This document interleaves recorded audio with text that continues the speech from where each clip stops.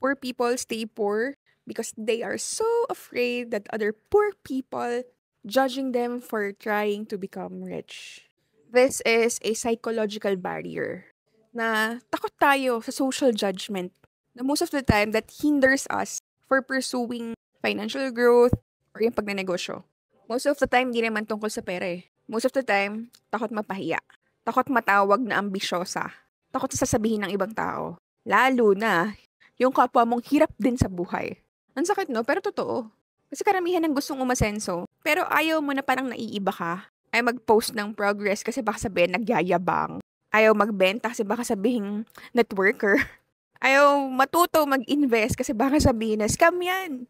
Pero tatandaan mo, walang yumayaman sa mga bagay na kapag ang kinukonsider mo is yung opinion ng ibang tao. Kasi habang sila busy manlait, dapat ikaw busy ka mag-grow. Kasi habang sila tumatawa, dapat ikaw tuloy-tuloy lang nagtatanim. Kasi darating din yung araw, yung mga tawa nila, sila rin yung hihingi ng advice sa'yo.